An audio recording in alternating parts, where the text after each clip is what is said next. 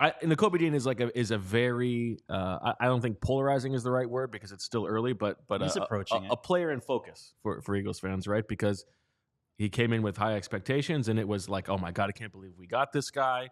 Rookie year, he doesn't get on the field. The team sort of hands over. You're the main man in the middle of the defense this year, and unfortunately, he is hampered by injuries.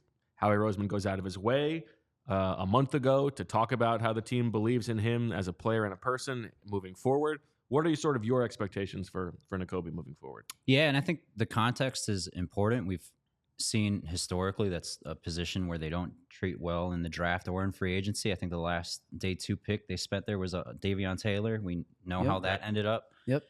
So a lot of hype, particularly with Nakobe. And I mean, he arrived here as the college football's best linebacker that national championship season right prior, but he couldn't find the field. And you know, we've discussed before with that season with Kaiser White, with T.J. Edwards.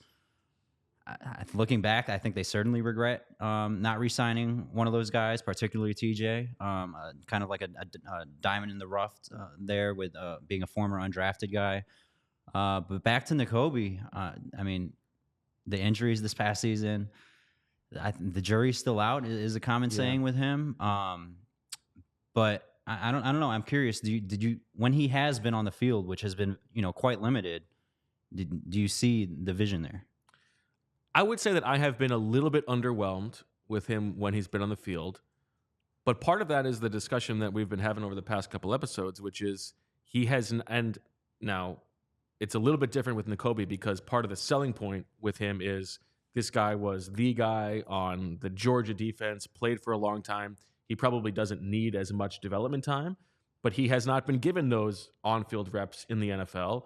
And linebackers sometimes take a little bit of time to become their best selves. And so him not getting to play as a rookie and then not getting to be on the field as much this season, I feel like probably negatively affects what he's going to be like next year. But I also think that I have no problem moving into like planning for the next season with Nakobe Dean as one of your 2 starting linebackers. I think that's totally reasonable. I think they just need a little bit more volume at that position. Yeah, I would be honest is that if you're taking a linebacker in the 3rd round and you're going into year 3 without knowing who he is, or I should say what he is as a player, then that's problematic. And so I understand year 1 was because of depth. I understand year 2 was because of injuries, but there's no way the Eagles can argue that this is gone the way they wanted, because by year 3 of a 3rd round linebacker, for the reasons you mentioned, the Eagles don't invest 3rd round picks in a linebacker. This wasn't a move made with a succession plan in mind. This was a move made to get a player who can be your guy. And that's why the Eagles weren't active last year in the free agent market at linebacker, because they were turning this over to Nakobe Dean. They made that abundantly clear last offseason. So this has not gotten out. It doesn't mean year 3 and year 4 won't work out for him.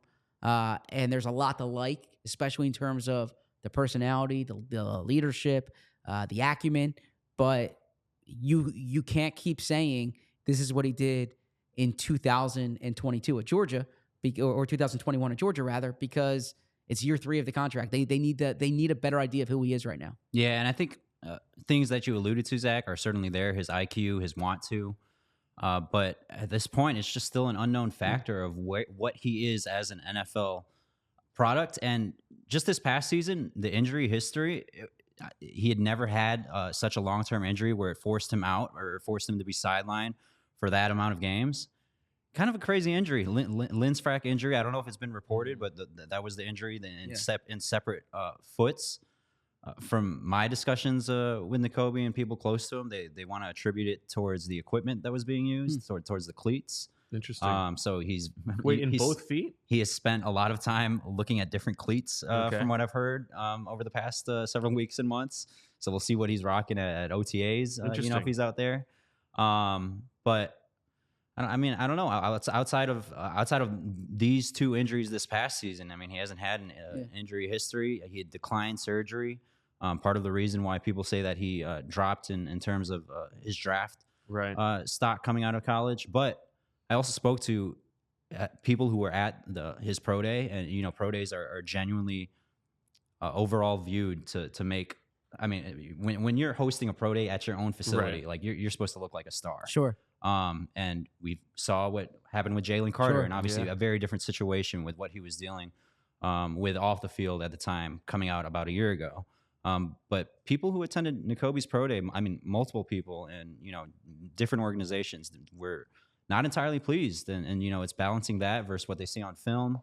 And at this point, we mentioned film. From an Eagles perspective, there's not much outside of what's on the practice tape. Just to clarify what you were talking about with the feet, you're talking about because the injury in the summer was the other foot. He got the Liz Frank.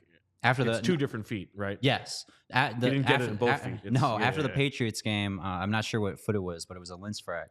And then when he came back, Lindsfrack in the other foot. Yeah. So, Got it. Okay. Yeah, which that's tough. again, a cleat issue was discussed. He's revisiting his equipment choices. So Interesting.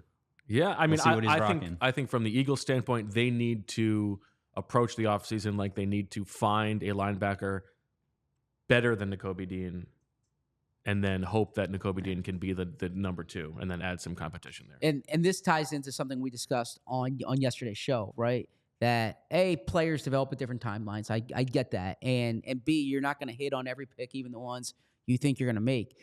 But from my perspective, you either by year 3 or year 4 of someone, we talked about this with Cam Jurgens, you either want to know or you don't, right? Like you want to know, all right, this guy's going to be this or this guy's not going to be this. The hardest spot to be in is when you just don't have enough information yet. And the Eagles are in that spot with Nakobe Dean where they don't have that information yet. And that goes into what Bo was just saying. It complicates your offseason plans because when you don't have the information, you need to operate as if it's not there and try to upgrade. And then if he is the player you think he is and that we think he can become, then it's almost like a bonus for you. Yeah, and remember how healthy they were that Super Bowl season. Yeah, I mean, they that's a good entered, all 22 starters. And frankly, they were pretty healthy this year too, aside from Nakobe, unfortunately. But yeah, and that health, obviously was a clear storyline coming in the summer. And then when they did have their first injury, Nakobe was one of them. Yeah. Back in training camp last year. So that kind of created the cloud hovering. And then he was out there week 1, got injured on a play where he wasn't near the ball, from my understanding, and then obviously missed all those games this past season. So we'll see what's in store for him. We all silly like the mayor.